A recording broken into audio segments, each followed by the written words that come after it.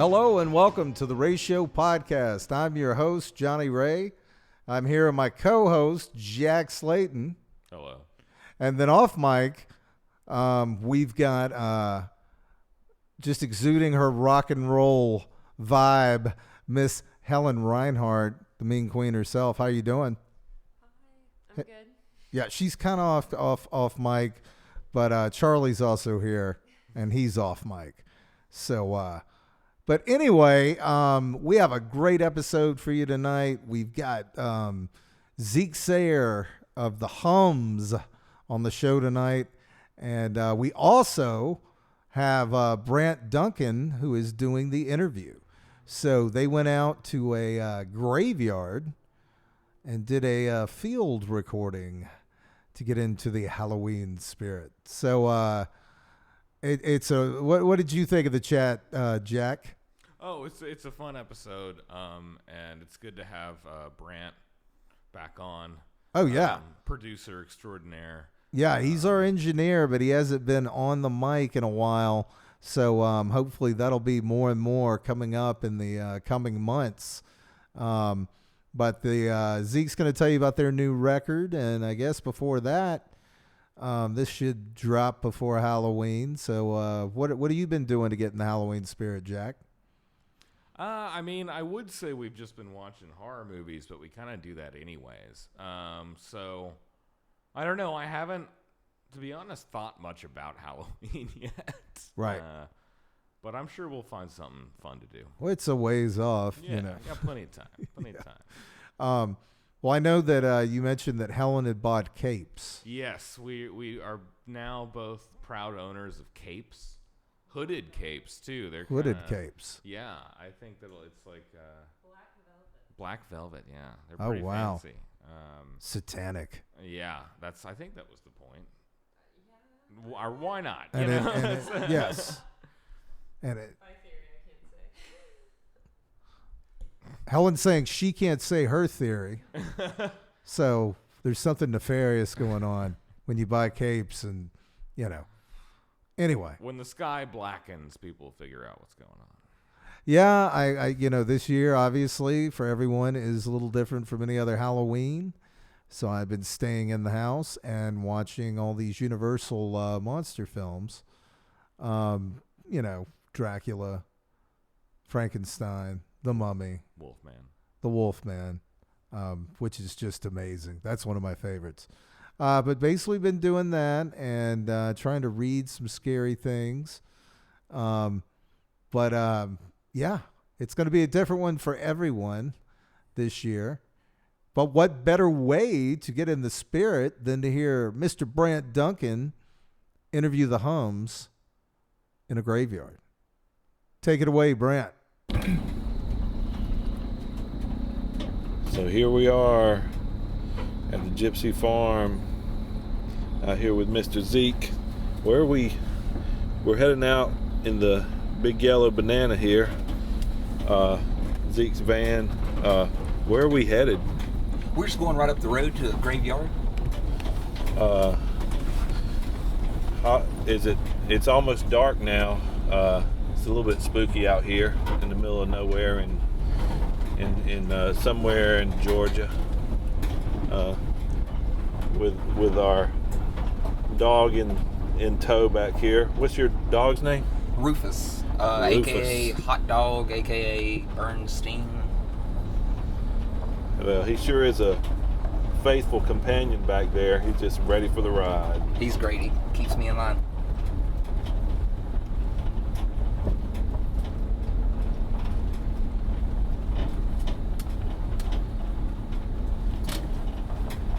Passing the used to be the ticket booth here? Yep. Irene Dickerson used to hang out that window right there and take your ticket stub, and her husband Larry would direct you where to park. Is Irene still with us? No, she passed away some years ago. Rest in peace. Rest in peace, Irene. Do we need to shut the gate? I can shut it fast. Yeah, I don't mind. Oh no, Yeah. it's already out the door. Okay. Man, I don't really know what kind of craziness we're about to partake in. He just said that we're heading down to some graveyard nearby where the studio is. We'll see what happens.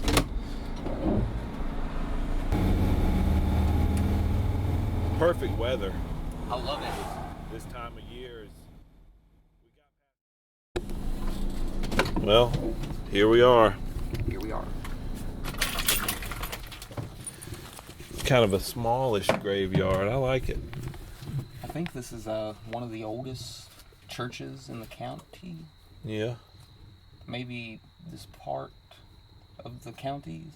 Not sure. It's an old church. All right. Are we gonna let? Is Rufus coming out too? He's just gonna co-pilot in here. Okay. You hold the line, Rufus. Back.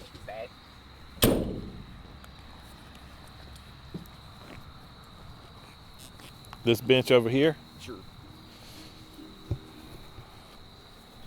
Do you come out here much? I briefly played at this church on Sunday mornings for Sunday morning service, just accompanying Linda, the pianist. She passed away earlier last year. So, but yeah, I came here a lot since childhood. It looks like whose graveside are we sitting by here? Oh, this is Clem. Oh, Clem Sayer's grave, March 14th, 1938 to February 15th, 2011. Janice Brown Sayer. Looks like She's still kicking. I don't know what this it's stuff her. is, though. It's maybe her eventual. Yeah, they site. gave him a 2-for-1 deal. I guess so. That's good. Well, if you can save money, I guess, why not, right? What bothers me though is the 5 strings on the guitar. There. Yeah. Well, wonder what all those burn marks. Those like burn marks. It does. Other thing. That's weird. That's new to me. I don't know what that is. I might have to bring a toothbrush up here or something. Maybe it's just some spirits out here burning into the gravestone there. I don't know. I don't know about poltergeist. I mean, It's that time of year. Yeah. Thanks for bringing me out here. Thanks for coming. Zeke's rearranging setting up the arrangements a little better. Some of them have moved down a little bit in the wind, I guess. Yeah, after a bad storm or the wind, you'll see flowers all across the field. It's the perfect time of night to come out here. It's not completely dark. Vampires about to come out. The vampires. Speaking of the vampires, the vampire hours. And what are the vampire hours? What is that? I guess it's sort of from dusk till dawn. Okay. Yeah. Someone's unreachable. I was talking with a buddy about a week ago that actually put it in perspective better than I could at the time. He said that he felt like a lot of the songs were recorded in that nocturnal hour because of the sessions going on during the day. Yeah. And, everyone else's stuff. So, and I had never realized that until he brought that up. That maybe that some names will come to you and you don't know where they came from. But it was cool to have an outside perspective on that. Yeah. Well, do you find you do a lot of songwriting in the vampire hours? Is that like a golden time, you think, for what you do? Sometimes I don't know if there's a golden time. I like it really just depends on whatever sleep schedule I've got going on at that time. Oddly enough, for some reason, a lot of song ideas and names and titles and just one-liners, whatever, come to me right as I'm stepping out of the shower. In the back, in the sort of like locker room showers. There's something about that spot back there. I don't know if it's some sort of portal but something, for some reason, when I'm stepping out of the shower, drying off, it's like something will come to me, or it has more so than anywhere else that I can recall right now. The recording of this latest one, was this spaced out recording? Was a lot of the stuff written recently, or As far as the writing, yeah, it's a mixture of both. It was over a period of years, I think from 2013 up until 2019, and then we just mixed it and tried to figure out what songs. Initially, we tracked I think over 40 songs or just ideas, and we just kind of figured out what we wanted to put on record. when did the band kind of not really break up but stop playing after Lemonland? Was that the first? Yes, Lemonland was the first album. After that was recorded, what year was that? Did that come out? 2010. Okay, so 2010, you guys played together for a little while after that, and Yes, I think we played up until about 2013. okay, so you were still writing for that incarnation of the band, and some of that stuff is out on this latest album. The album opener, Lady Low, was one of those tracks from 2013, so it kind of opens up where we were then, and as the record rolls through, sort of gets to where we are now. And was all that stuff written intentionally for the hums? Eventually, I realized that, but at first I don't know if I was scared to think that, or I just didn't want. I feel like if I set out with an intention of doing something necessarily, I might not always follow through with it, and so I just kind of told myself we're just gonna record songs. There's no boundaries. We'll use real drums. We'll use a drum machine. We'll use pianos. We'll use guitars, banjos, and just see what happens. And then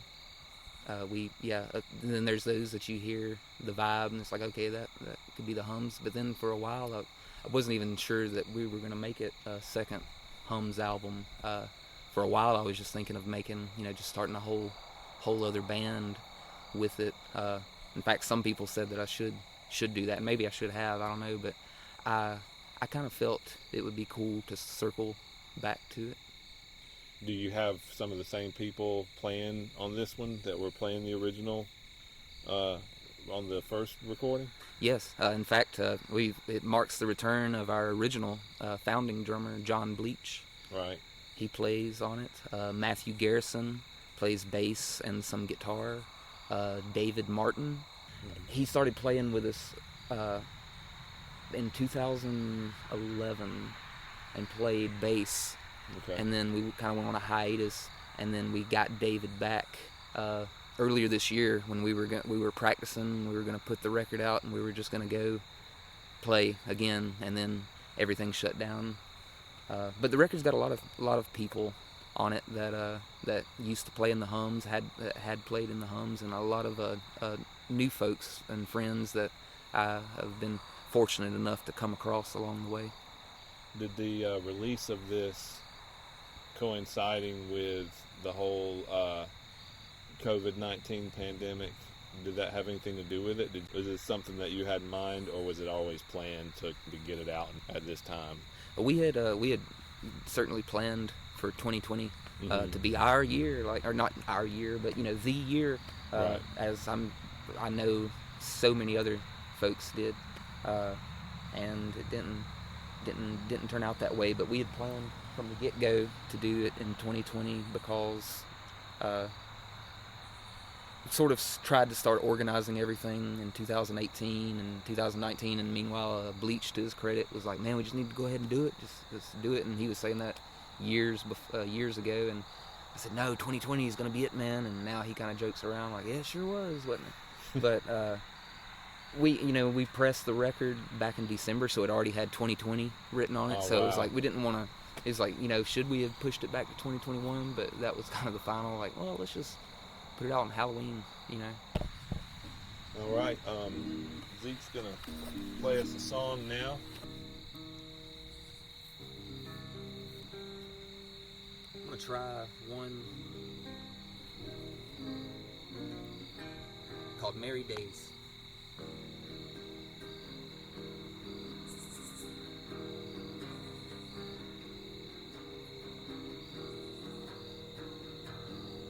Merry days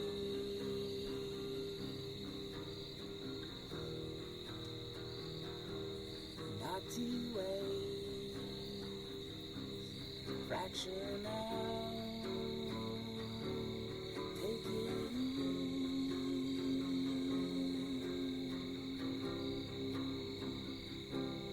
Now that cave,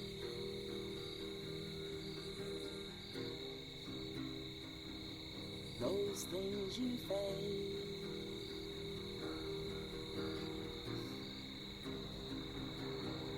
weigh you down on the wrong side of town.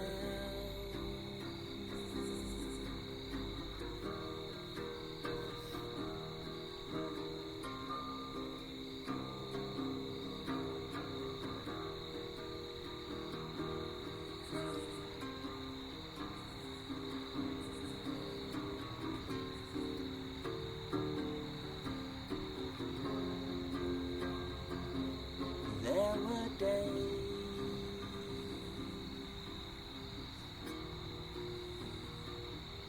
you would say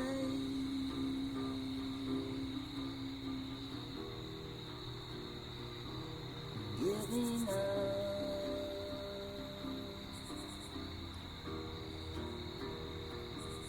go away.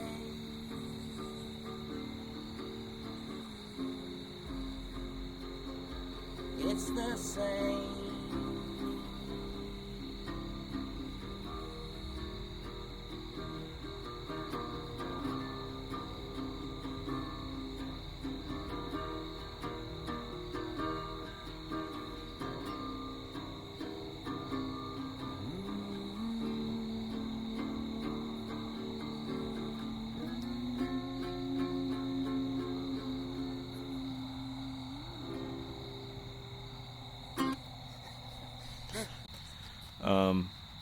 I was thinking about how you record every week different bands, and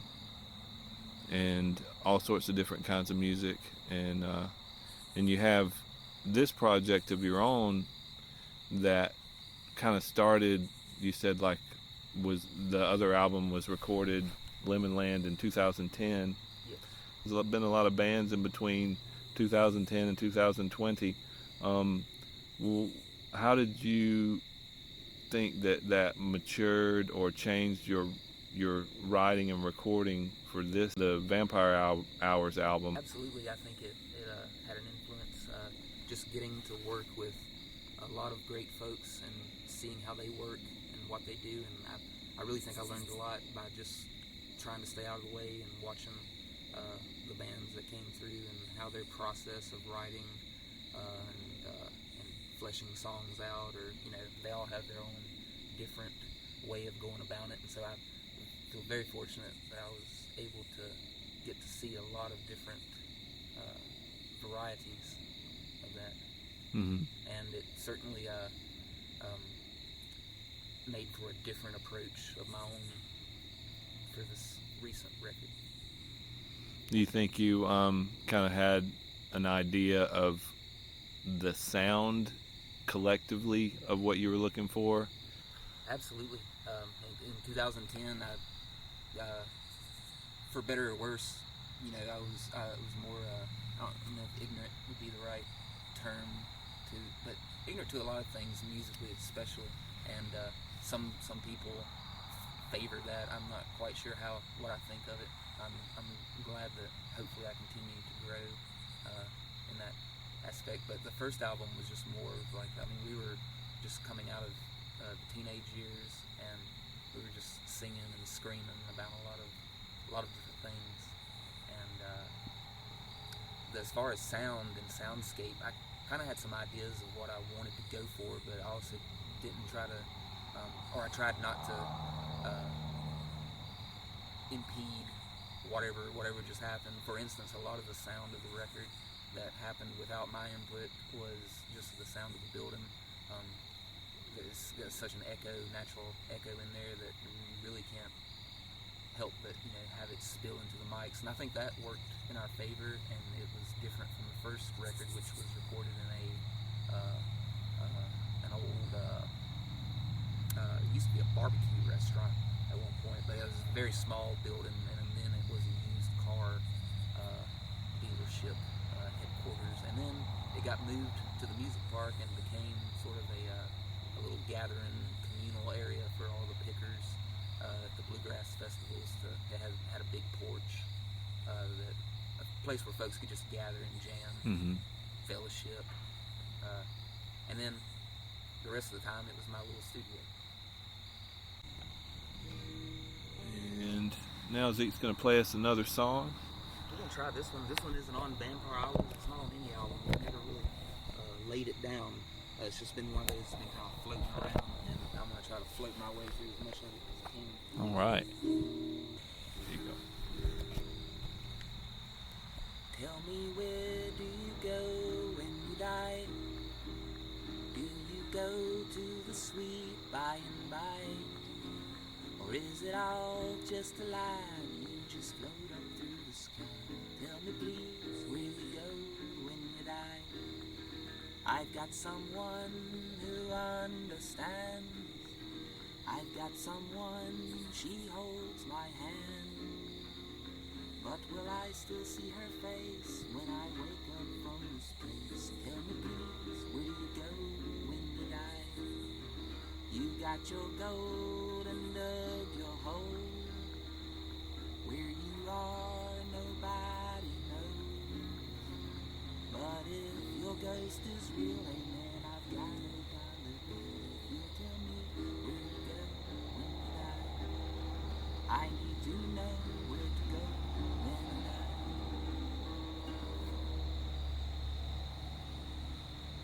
Thank you. That was great.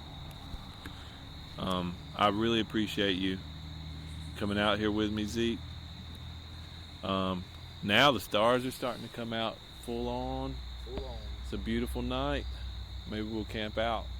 I have a tent in the van. Man, it's so good to have Brant back in the saddle, and great to hear from Zeke and to hear about this new music. Jack, you got any final words for everybody? Buy a cape. Buy a cape. That's it. Hashtag buy a cape.